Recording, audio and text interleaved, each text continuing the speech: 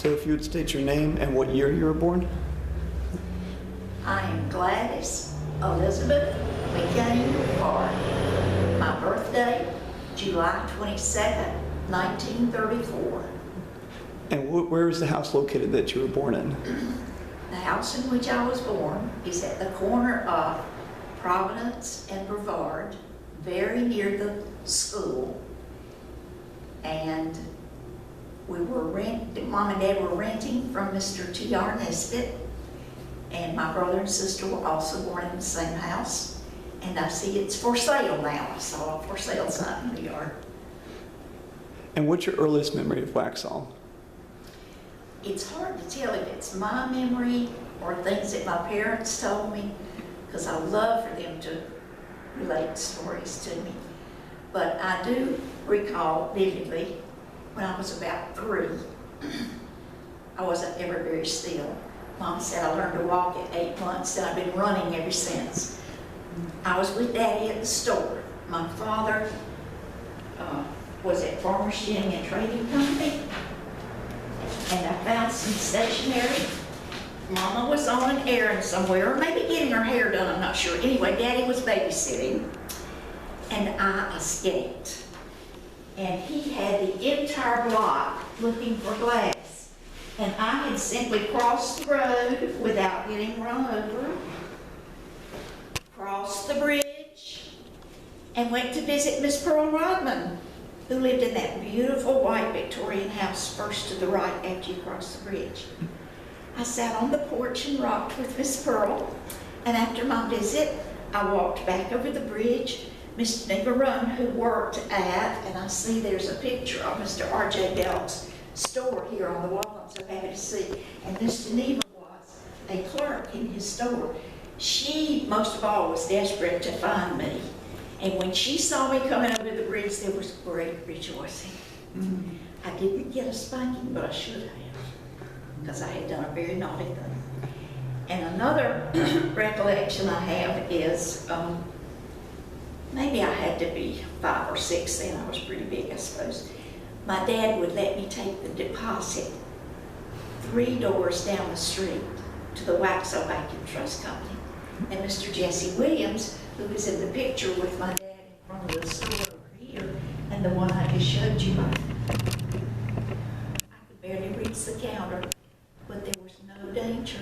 Nobody worried about terrorists or an attack or a kidnapper. I was perfectly safe to carry the money to the bank and come back to the store. My brother had an accident right in front of the store when he was quite young.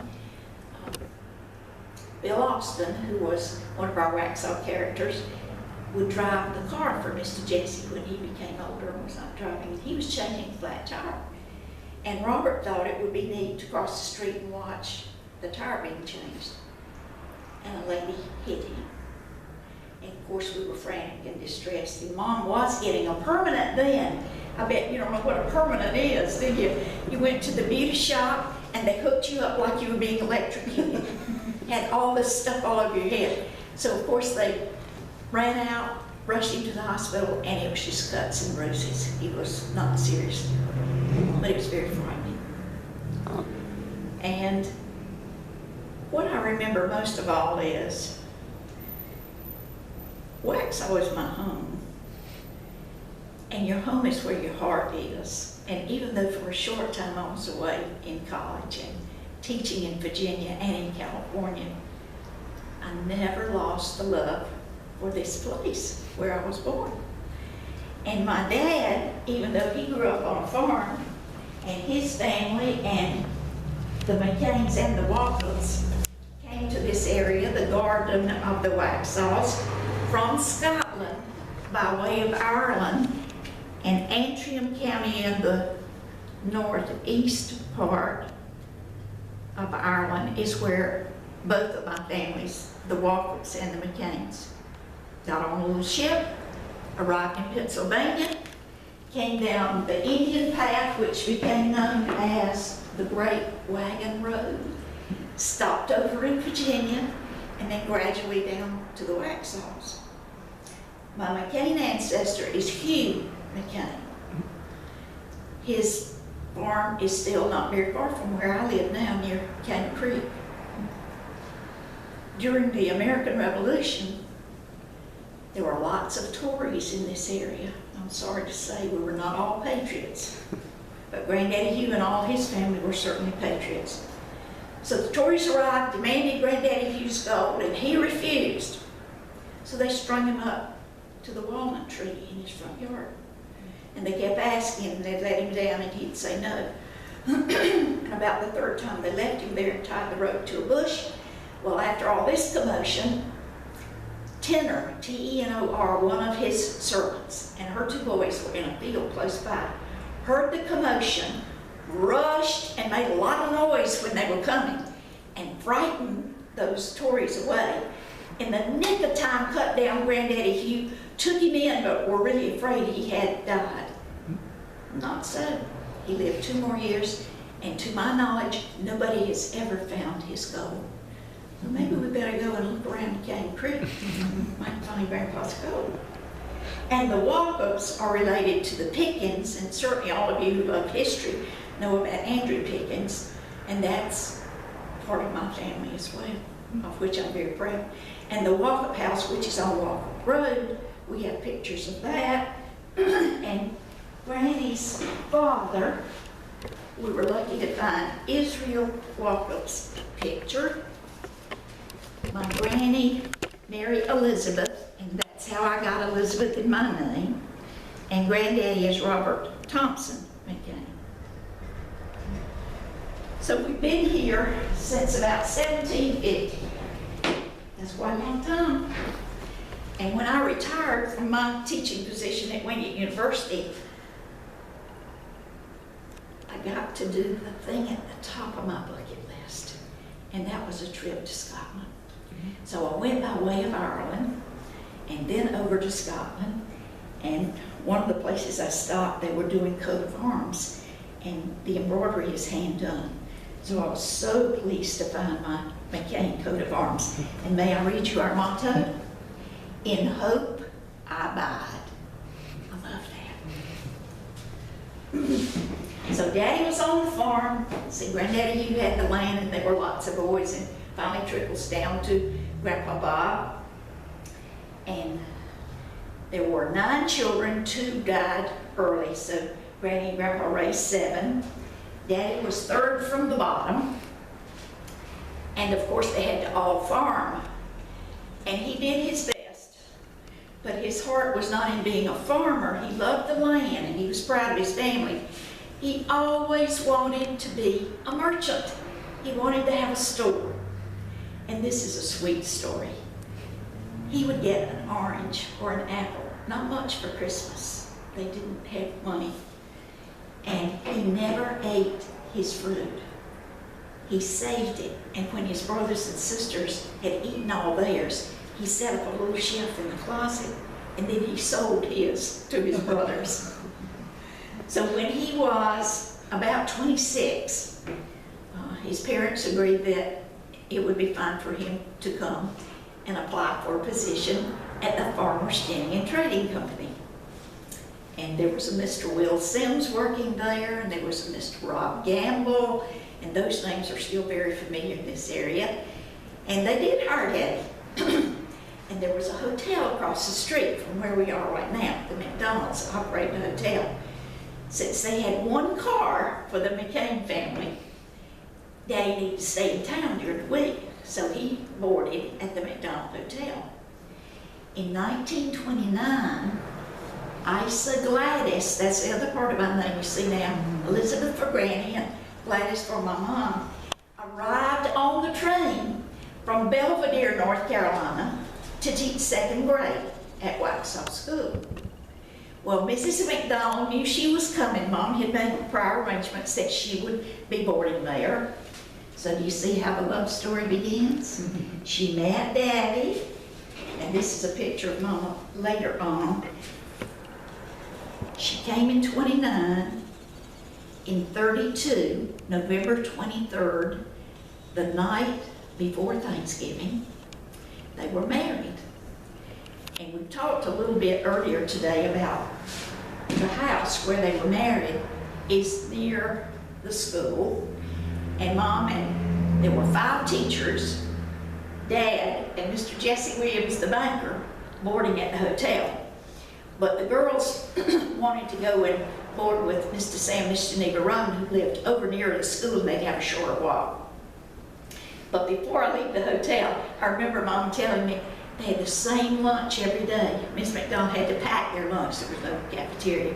And there was always a piece of pound cake along with the sandwich. But when she arrived and Miss McDonald came down to the little depot with her little apron flapping to welcome Mama to Waxhaw, I thought that was a sweet story. And I loved the cotton platform that was there at the depot. And as I was growing up, I was allowed to go with Daddy to the cotton platform because he had a cotton gin that was associated with the store. So the farmers would come in the spring, buy everything they needed, seed, fertilizer, whatever, and charge it.